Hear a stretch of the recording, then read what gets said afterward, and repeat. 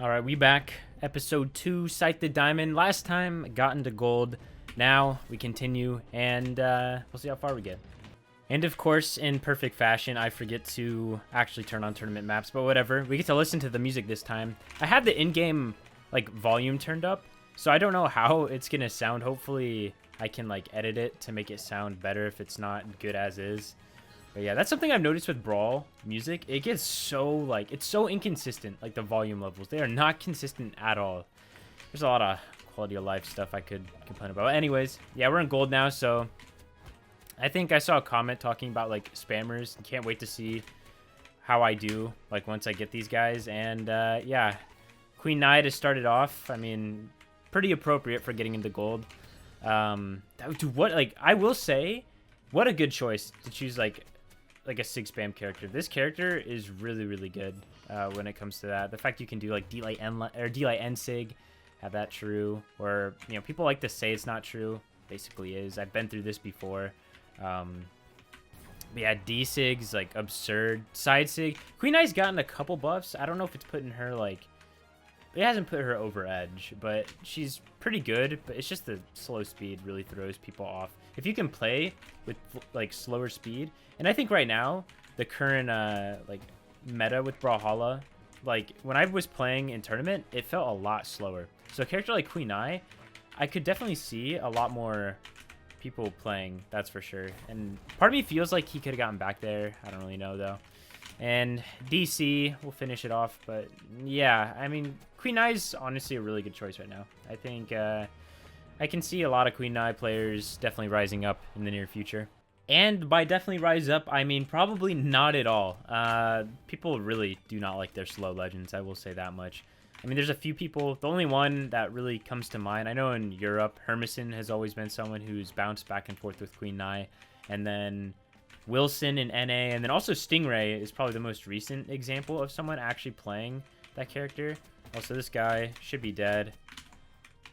That was actually a really good jump by him. I'm not gonna lie. That jump by him was like pretty much the only thing he could do there without like getting himself, you know, leading himself to death.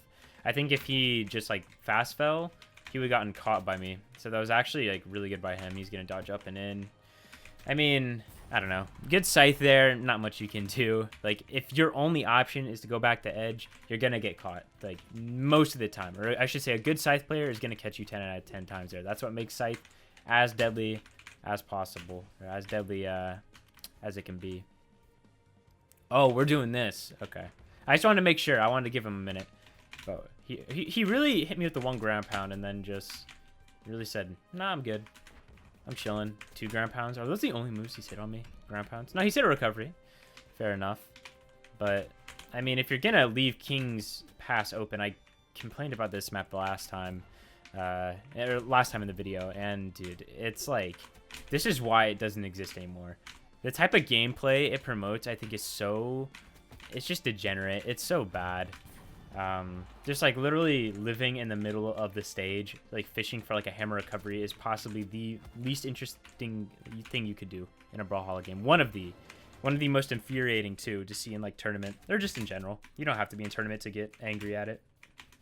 I will say though, doing really good at just running away from me. I mean, at this point, like, yeah, I get it.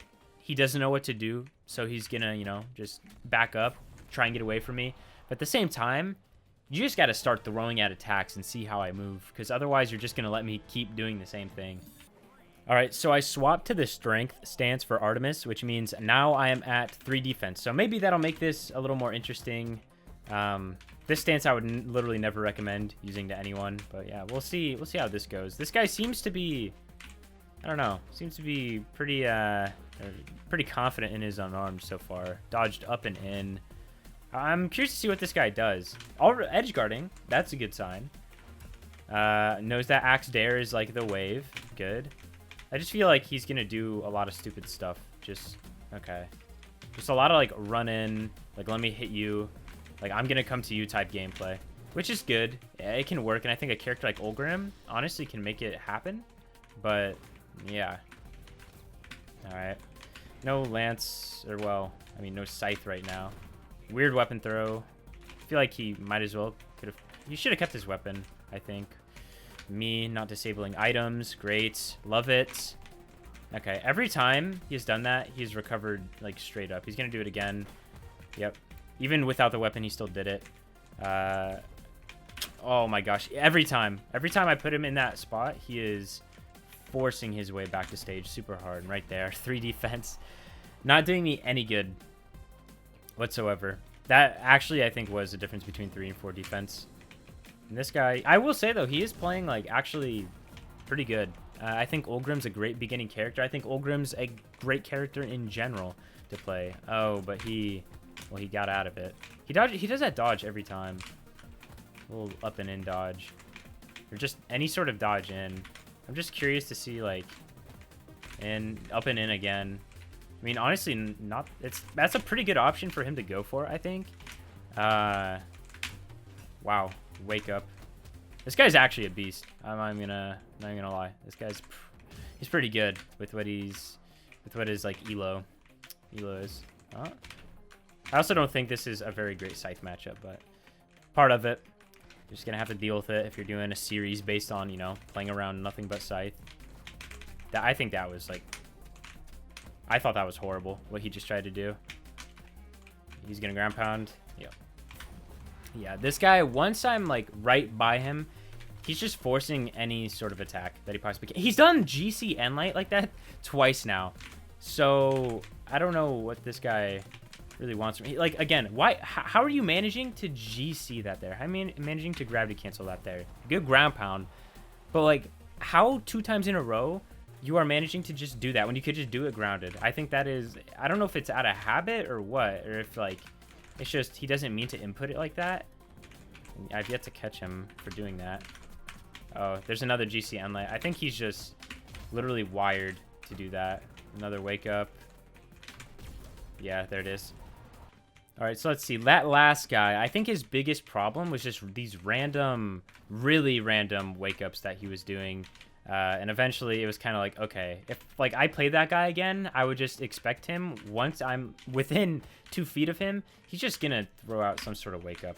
That's almost guaranteed. This guy feels like the opposite. He has yet to really throw out any sort of wake up. It just feels like this guy's dodges are maybe like slightly worse. And there's that. Artemis, gotta love Artemis for that. Well, I shouldn't say one of the few characters now. You can actually do it with, I think, what, Mordex? Mirage, I don't think you can. Who else can you do it with? Mordex, Mirage. No, Mordex, Nyx, Artemis. I think that's it. There might be one more. Fate, I'm not sure if you can or not. The sidelight into Ensig. All right, this guy. I trolled it. He's not going to do the right move, though. Neither am I, apparently. Okay. He's just, I don't know. He doesn't seem to be playing confident. I think on a character like Petra, where you have so many great tools to, like, push up on your opponent, you are better off just trying to throw out stuff. Even if it's just like throwing out SIGs, you're better off doing that than whatever this guy is trying to do, which is in reality nothing. He's not tried to do anything in particular. That was kind of cool though. Yeah, DC, not really too surprised. Part of me thinks the reason he was playing the way he was is because he was expecting to like disconnect, so I'll just skip ahead. This is a locked-in dub. Diana player. All right. Diana. Oh, I would have been sick. I almost caught him with it. Diana is a really cool legend. I've been playing a lot more bow. I mean, Kai was my main pick in 2s, and part of me wants to try and play Diana, but I think I'm better off if I'm gonna look into bow more. Like Zariel or like Koji. One of those two I think are so good. Diana right now, I think blasters could be a lot better. That's for sure. I mean, anything can always be better. Well, unless, you know, you're like gauntlets or hammer, probably. Bow too. Those 3, I don't think need to be any better in any capacity. There's a couple other weapons, but you get the point. I think Diana has like a really high skill ceiling. So if you're playing this character, the barrier to entry like is also pretty high as well, because both guns and bow, I think bow is not like super easy to play, right? There's a lot of things you can do with it, but it's easier than guns for sure. Guns right now don't have any sort of major reward. That's what offsets bow. The offset on bow is the fact that the reward is so good on a lot of stuff. You know, like between the strings, some of the combos you can do, even the individual hits. It's just really, really nice. But guns, like if you miss or going into certain matchups, you're just gonna feel really, really bad. And I feel like that's something like people in lower ranks who are playing a character like Diana or blasters in general have a bit of a struggle with. And this guy, guys, I'm gonna say it again, dodging in's just, it's just not it. It really isn't. I don't know why dodging in is like, again, it goes back to the fight or flight thing, and I'm just guessing a lot of you dudes in gold are just panicking. Oh, great. And we get an Orion player now here. Let him get his weapon. He waited for me, which is kind of him. Let's see what he's got now. Already dodging in. You know what? Let's try it. Let me hit a move on you. Well, you're not right there. Literally fighting a ghost. Come on, bro. There's that. String. Dodged in again. Okay. Well, maybe third time's a charm. Maybe I'll actually punish it this time, you know? Maybe. Spot dodge. Spot dodge. Spot dodging sidelight, but dodging in everything else so far. Spot dodge there, too. Spot dodge is so good. But I would recommend not getting carried away with it. Like, just... Like, even if something is so broken... Getting to the point where you are just using that option over and over again is very bad, because at the end of the day, repetition is bad in like fighting games in general, unless it is such an undeniable move, like great sword sidelight, like you know, great sword sidelight, bow sidelight right now, like where you're meant to just throw it out over and over again, and you're not going to get punished. But I don't think a mechanic like dodging or like spot dodging is something you can necessarily. You can get away with it over and over again, but I wouldn't recommend it to anyone for sure. Because, you know, what happens if you go against someone who actually is going to punish you for it? Or what happens if you go against someone who actually, like, knows what to do into it? Then you're kind of going to get dumpstered. So this guy caught his dodge. Where is he going? Alright, dodge in. Up. He keeps doing the dodge in, man. That's, like, sad that I haven't caught it. I did there, though. I didn't even hit him, and he dodged in. He just has to have better awareness there. I mean, there's nothing else to say. I wasn't even... Like, I get the fear of getting hit by the side air, but dodging there, I'd rather take the side air there instead of, you know, dodging for no reason and then dying. Because one of them is infinitely worse. One of them, you're literally actively harming yourself. And the other is, you know, if they get it, they get it. But more than likely they're not. You just have to have that sort of like spatial awareness, and really the only way to develop that, I think, is by playing the game just a lot more, if you don't already have that, and just like having a variety of characters to play. You know, you're not going to learn it just by playing one weapon, unless you're getting a bunch of experience into each of those weapons. Speaking of a great sword, we have good old Jaeon. This guy, there's no way this guy's actually... I mean, maybe in lower ranks, greatsword's getting a lot of use, but higher ranks right now, guys, when I say greatsword is some cheeks in higher ranks, or people think it's like really bad in higher ranks, they think it's really bad. Like, this character went from being one of the most played to like non-existent, and just in general. So seeing this in like gold is just super surprising to me. I think Jaeon's cool, but do I think he is in the best state? Jaeon. Overall, yes. Greatsword, nah, you know. One, like I said earlier, it can always be better. But, you know, I don't know if making Greatsword better is exactly the play. It's just a weapon with so many options. It's kind of like, you gotta be careful. You always have to be careful when it comes to, like, big changes like that. Or, you know, you could just not add the weapon in that sort of state in the first place. That's what I would say. And that guy is a habitual down dodger, and I just called him out on it. Ooh, this guy's got the black colors on Orion. All right, all right. Let's see. I mean, he's already thrown out more attacks than, like, just about any of the other people that I played. The only other person to throw out this many attacks is at Olgrim, who also had black colors. Maybe it just shows the prowess that they have on their character. And, yeah, this guy's got a lot of it, with literally nothing but heavy attacks right now. Okay. Does it make you guys feel good when you see me, like, beating up these spammers? Does it? Do you guys appreciate it? Are you guys, like, you know, make you happy? I've wondered that.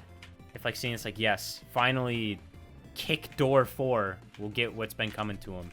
A person who's better than him.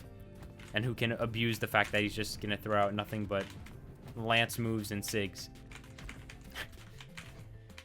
Orion, though, overall is pretty good. I think Lance is also a bit underrated. I feel like there's not much representation of Lance, so people are like, oh, Lance is like, it's so bad. It's like, not really. It's just not as broken as it once was, which I don't think it needs to be. Again, please, BMG, please don't do that again. I'd rather see like any other weapon broken.